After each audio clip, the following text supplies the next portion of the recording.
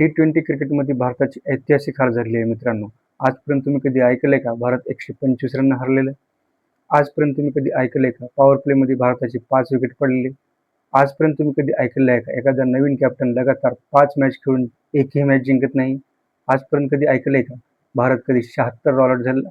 याच्या अगोदर ऐकलं असेल तुम्ही एकदा 74 भारत ऑस्ट्रेलियाला ऑल आउट झाला होता. ते 2007-8ची गोष्ट होती. त्याच्यानंतर आज भारत पहिली वेळ 76 ऑल आउट झाला आहे. कशामुळे हरलाय? काय गरज होती वर्ल्ड कप विनिंग टीममध्ये छेडाछेड करायची गरज काय होती? काय गरज होती वर्ल्ड कप विनिंग कॅप्टनला बाहेर काढण्याची? काय गरज होती?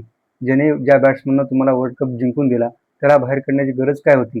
अरे जे वर्ल्ड कप जिंकून दिला कॅप्टन मॅचमध्ये राहू शकत नाही, वर्ल्ड कप जिंकून दिला बॅट्समन मॅचमध्ये राहू शकत नाही, तर वर्ल्ड कप जिंकून दिलेला सिलेक्टर आणि कोच गंभीर आणि आगरकर मॅचमध्ये का राहू शकतात?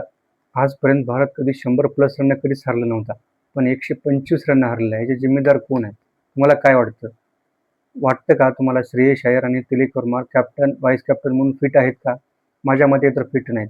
ठीक आहे, श्रेयस अय्यर आहे चांगला, पण सध्या त्याचं बॅड लक चालू आहे, कारण तो सध्या जिंकत नाहीये. अर्ध्या IPL पासून त्याचे बॅड पिच चालू झाले आहेत, कारण सुरुवातीचे 4-5 मॅच जिंकला त्यानं, पण तिथून जे त्याचे बॅड पिच चालू झालं ते कंटिन्यू हरत आहे, आणि त्या ह्याच्यामध्ये तुम्ही त्याला कॅप्टन केलं ते केलं. तिलक वर्माची जागा मॅचमध्ये बनते का हो? काय खेळला तो आज? 11 बॉलमध्ये 3 रन, टेस्ट आहे काही? तर ठीक आहे, तुम्ही टुकटुक खेळून तरी विकेट तरी घालायचा नव्हता ना तुम्ही? विकेट घालून काय साध्य केलं तुम्ही? आणि तुमचा बॅट्समन तुमचा विश्वास नाहीये. शिवम दुबे सारखा बॅट्समन असताना तुम्ही अगोदर त्याला अक्षरला पाठवताय, त्याच्यानंतर तुम्ही त्या ह्याला पाठवताय, राणाला पाठवताय. म्हणजे तुमचा भरोसा नाहीये का त्या शिवम दुबेवर? का तुमचा राणा म्हणजे काय हार्दिक पांड्या होऊन गेला काय? अरे तुमच्या बॅट्समनवर भरोसा नाहीये, तुमच्या तिलकवरही भरोसा नाहीये तुमचा, तर खेळवताय कशाला? कुठल्या स्तरावरून तिलकची जागा बनत नाहीये? त्याच्या ह्या 10-12 इनिंग बघा तुम्ही, एखादी इनिंग जर सोडली, एक 50 रन काढला होता एका मॅचला त्यानं, त्याच्यानंतर त्यानं काय खेळलं आहे हो? कुठून जागा बनते त्याची? त्याच्याऐवजी दुसरा आहेत ना, रजत आहेत, बकळ खेळत आहेत. नाहीतर तुम्हाला सॅमसंगलाच घ्या ना तुम्ही त्याला काढून. काय फरक पडते? सॅमसंग तर तुमचा वर्ल्ड कप जिंकून दिलेला बॅट्समन आहे, त्याला तुम्ही बाहेर करताय. तुमचं जर ओपनर खेळले नाही तर तुमच्या टीमचा सत्यानाश होतो. कुठलेच बॅट्समन खेळत नाहीये. अभिषेक शर्मामुळे सगळे झाकून जात आहेत. मी वैभवबद्दल बोलणार नाहीये, कारण वैभवनं आत्ताच पदार्पण केलं आहे, 2च मॅच झाले, नवीन पोरगा आहे, त्याला आत्ताच कुठला निष्कर्ष काढणं योग्य नाहीये. पण ज्यावेळेस अभिषेक शर्मा आऊट होतो लवकर, त्यावेळेस टीमचा कचराच होऊन जातो. अरे आयर्लंड सारखी टीम तुम्हाला नाचक्की करून हरवून जाते. इंग्लंड सोबत तुम्ही लगातार 2 मॅच हारतात. पहिली मॅच तुम्ही हरला असतात तर पाऊस आला म्हणून वाचलात कसं तरी, तर लगातार 3 मॅच हरून सिरीज हरला असतात. तुम्ही इंग्लंड सोबत आता सिरीज जिंकू शकत नाही.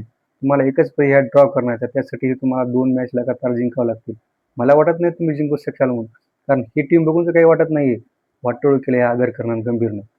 सूर्यकुमार यादवच्या काळामध्ये एकही सिरीज आपण हरत नव्हतो. मॅच एखादी चुकून हरत झाली, पण सिरीज कधी त्याने हरवू दिलं नाही. शेवटी ड्रॉ केला, पण सिरीज कधी हरलं नाही. पण सध्या अरे जिंकायसाठी तरसावं लागायलंय तुम्हाला. काय हाल झाले तुमचे?